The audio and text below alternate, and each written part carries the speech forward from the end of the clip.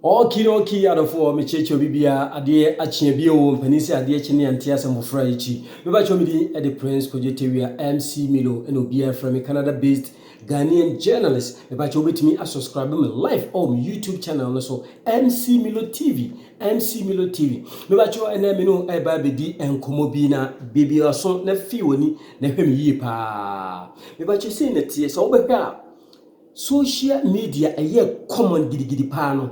A chebeten che too much biasa. Now over here, you know member pa and a follow victim to a social media and saying you were a member be wa omutimi etene wo around omutimi akofa ema pictures bi no omo profile omo say omo eye emba anaso oyo oba kofo ba sabi Ghana for anase mema yepe de ne to egina ho abobo ape so say ya apese de wa pumping no fo agu no kukuso awaye ye eyelashes ne nasefo no de abeto say oye oba meanwhile no oye bema nipa bebre a fall victim yakase obi a fall victim a na che say obi afa kwanya bi so e de ebu nipa abu nipa pi regarding social media, especially say eba eye site your friend Facebook me bacho brother moni na ho oba na oba be da ho na wo da no ho ne ade no onchen wo yire wo fie moni na ho enkonko disa social media for man achi hwe enne kra de ebo social media man say your friend bibi effect omo woni ma bibire omo yisu mini madam phobia oni oba bi ebuku appointment ene okohia no nti wo shia girl obusa girl say are you the one I met on Facebook nsem all because of say nipa ne ye na dwen say like o yusu anema be filters ne ho anwan bi a combine na o de eden awo ni nipa no meanwhile na sa oba na o ye ne ho sa no so no she doesn't look like that your filters any effects be no combine at the yesa and no enanchen and the most commonest thing about social media, especially Facebook, when say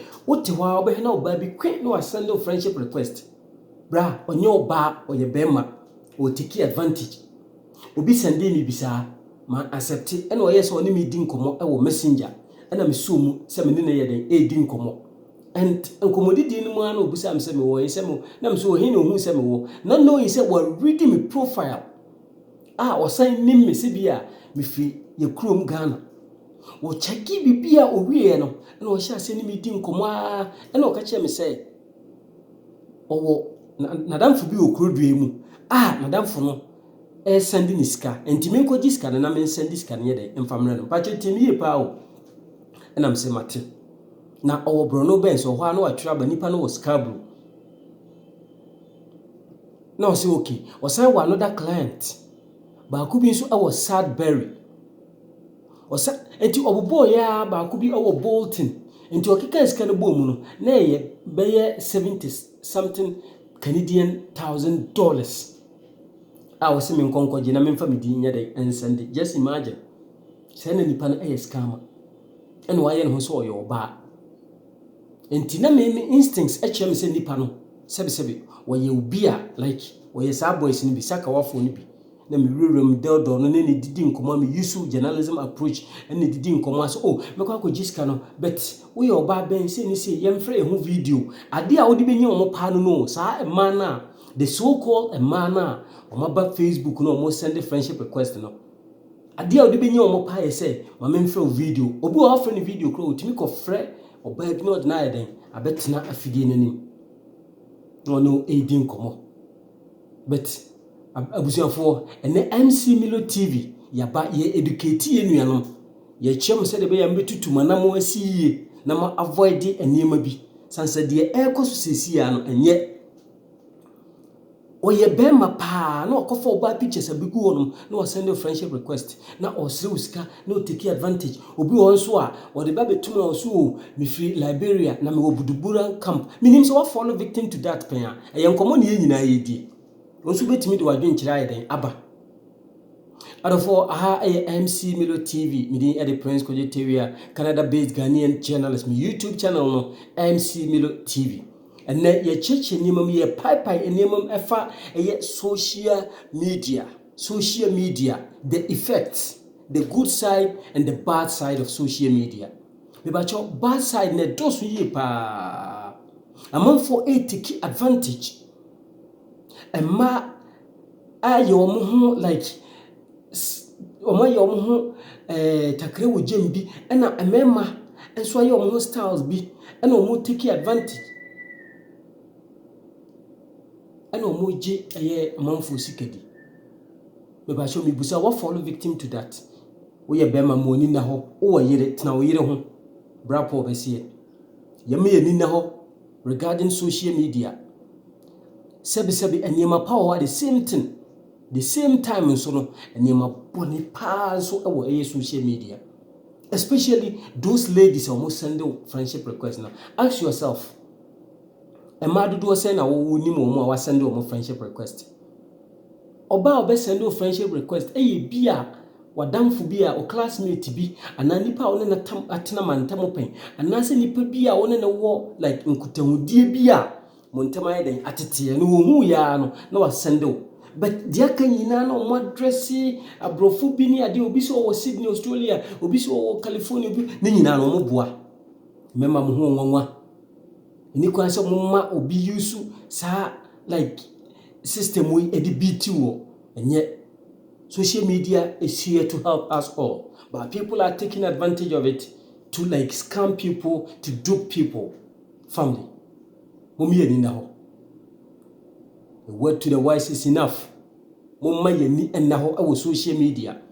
Ma dodo na mo social media no monye ma, mo ye mema na mo kofa ma pictures ababi guo ene ye di robo amanfo ewo ho no. Eje amanfo sika. Na wo ya wo so wo ye bibisi no, wo should be careful. Daku. Bible say Jesus boni wo ensuma wo be ya daku ukuru ano ebe ye ma bu afaso ye be chew. Nti mpa wo chew pi wa waye wadwin say wo dupe nipa wo take advantage of Facebook, Instagram, like whatever social media network you use wo di dupe nipa bia no. Please be extra careful. Oye dan ya Nyankopon o ma unko scot free that could pay ukuru an be yema obe yi wase oso ahata ama ye be chew.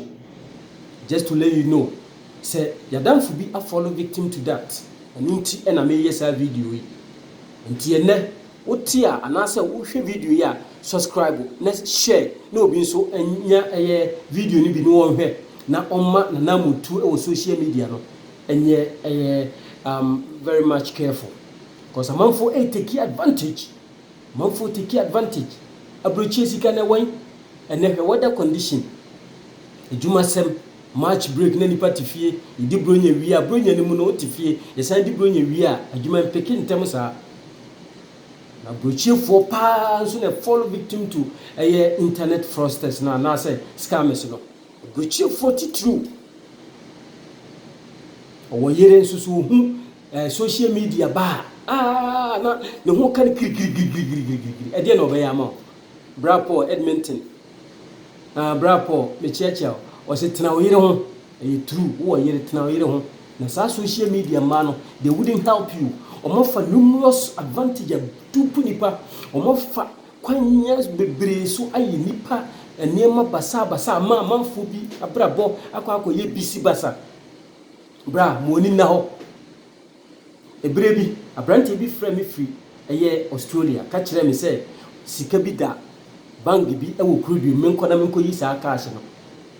Just imagine say ye de sika ato bank ne yesi kokoyi ka kyerɛ me sɛ me pa o de beto me account m adwuma be na me ma obra o so di sika beto me account m bem na makɔ akoyi enti me yi sika ne ye 100,000 Canadian dollars menti 20 na me mfa 18 sende no busa ho say adwuma be na me ye ya me nya sika no even the whole year no say me ye adwuma e whole year ha ma ayi sika say na me nya to account m na nipa no opɛ say ye wudu ho na ya kyew ye de ukogye o sell life enti family and MC Milo TV aba enema bia enkoyie proye kankan enema basa no ene ye ba be tu ase regarding social media. Let's be careful. Say ya warrior yenye honest to our wives.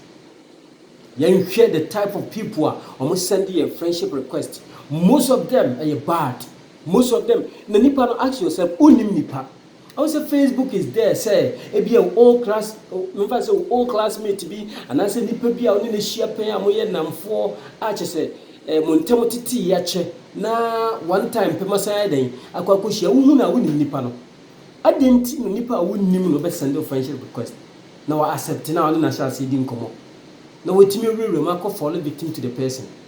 Me ba nipa no so the friendship request need to ma up friend video e ho na ade benya no. Most of them nso are very clever. Offer video na na akofo oba bia be den aba bi gina no no chat. Nti pam no twa no to avoid everything no. Let's do away with social media like women we oba hweye with social media men we be man so a hweye with a social media woman. A word to the wise is enough. MC Milo TV. Bye.